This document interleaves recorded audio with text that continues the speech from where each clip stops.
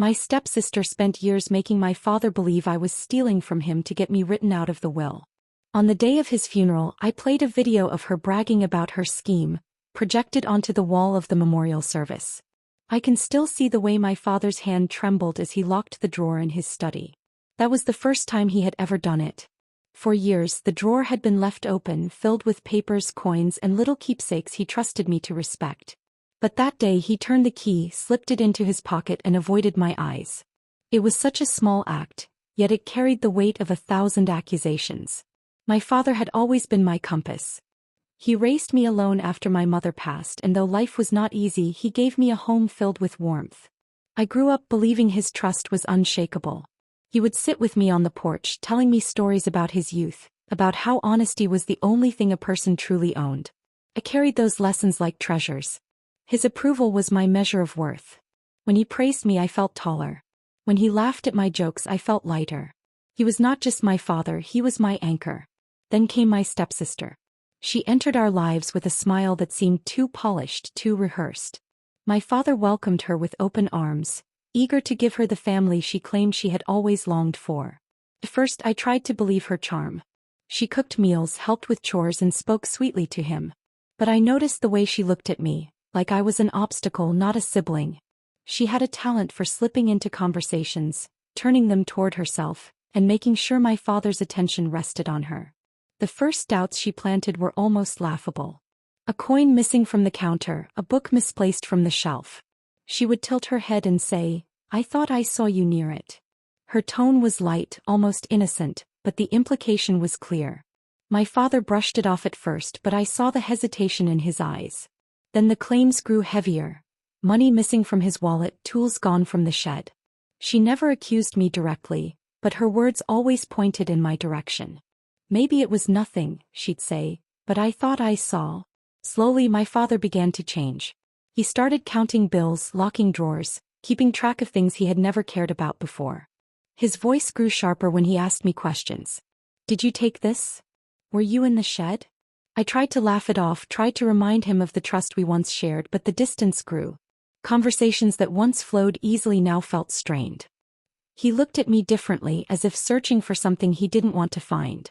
I remember one evening vividly. I had come home from work, tired but eager to sit with him. He was in the living room, staring at a notebook where he had written down expenses. I asked if he wanted tea. He looked up, his eyes clouded, and said, "No, I'll make it myself." It was such a simple sentence, but it carried a wall between us. That was the moment I realized she had succeeded in twisting his trust. The heartbreak reached its peak when I learned he had rewritten his will. My name was gone. Everything was left to her. I sat in silence when I heard the news, my chest heavy, my throat dry. It wasn't about the money. It was about being erased from the life I had built with him. She had won. My father, the man who once told me I was his pride, had chosen to believe her lies over my truth. But even in that moment of devastation, something inside me hardened. I didn't scream, I didn't beg. I carried the pain quietly, letting it settle deep within me. And with it came a quiet determination. One day I told myself the truth would surface. One day her mask would slip and everyone would see her for what she was. I didn't know how or when, but I knew I would be ready. The night after I learned my father had cut me out of his will, I couldn't sleep. I wandered through the house, restless, my mind heavy with betrayal.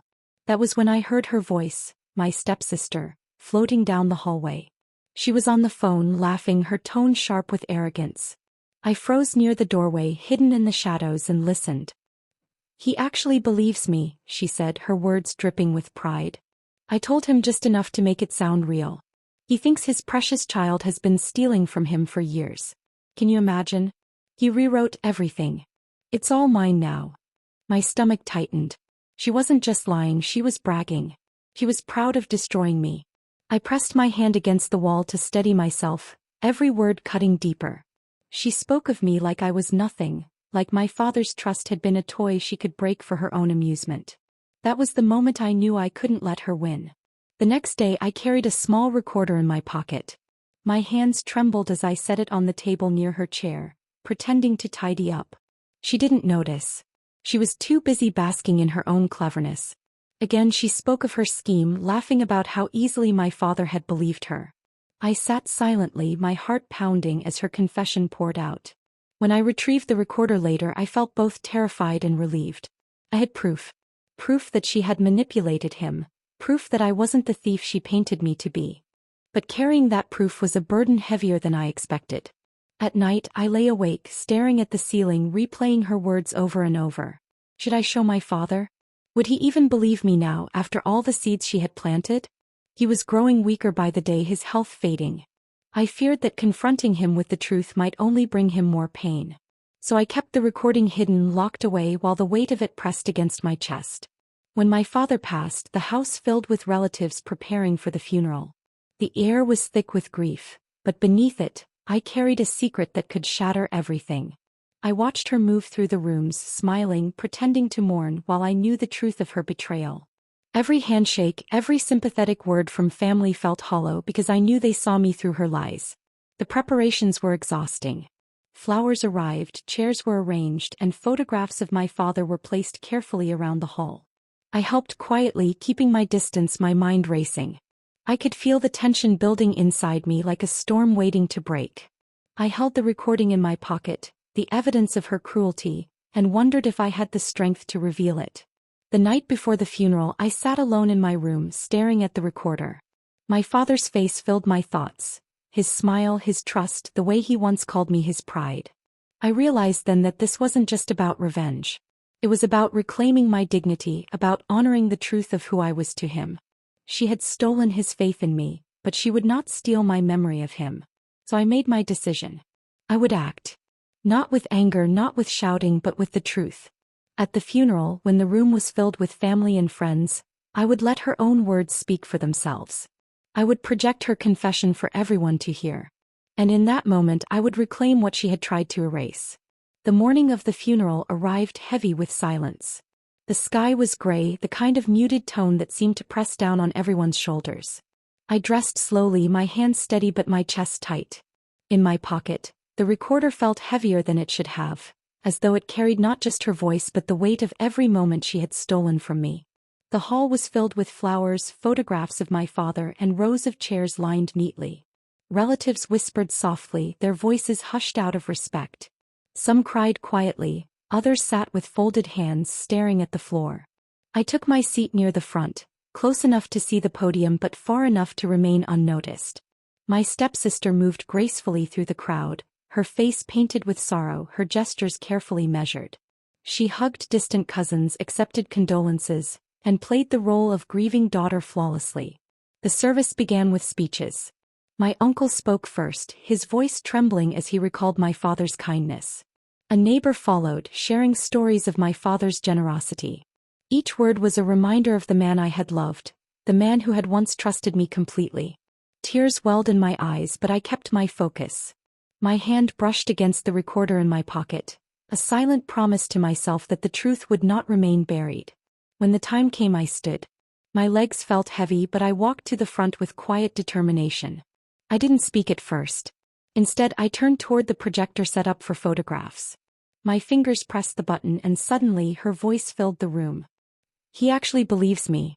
I told him just enough to make it sound real. He thinks his precious child has been stealing from him for years. Can you imagine? He rewrote everything. It's all mine now.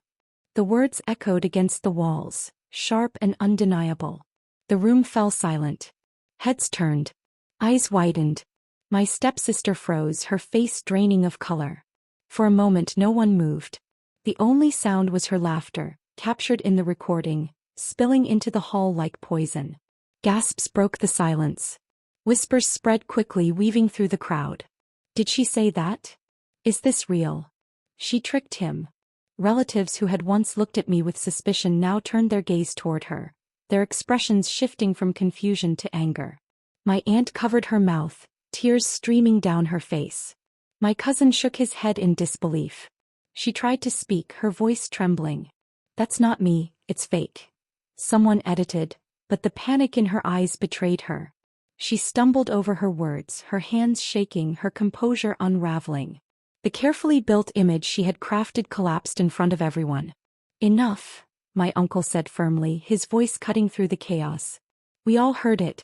That was your voice. She looked around desperately, searching for someone to defend her, but no one did. The room had turned against her. The sympathy she had stolen vanished, replaced by outrage. Her shoulders slumped, her mask shattered. I stood quietly watching. I didn't gloat, didn't smile. This wasn't about revenge, it was about truth. For the first time in years I felt the weight lift from my chest. My father's memory was safe. He might never have known the truth while alive, but now everyone else did. The service continued, though the atmosphere had changed. People spoke of my father with renewed respect, their eyes softer when they looked at me. The whispers faded into silence, replaced by a quiet acknowledgement. I was no longer the shadow she had painted me to be. As the day ended, I walked outside into the cool air. The sky had cleared, a pale light breaking through the clouds. I stood alone for a moment, breathing deeply, letting the calm settle over me. I thought of my father, his lessons, his trust, the bond we once shared. Betrayal had cut deep, but truth had found its way through. I realized then that justice doesn't always come quickly. Sometimes it waits, hidden in the shadows, until the right moment arrives. And when it does, it brings peace.